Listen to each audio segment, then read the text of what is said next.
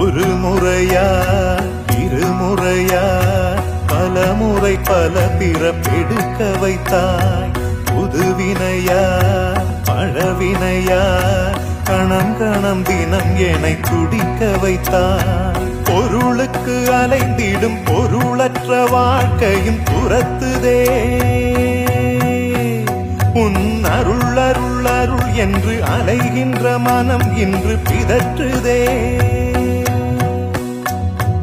அருள் விழியால் நோக்குவாய், மலர்பதத்தால் தாங்குவாய்.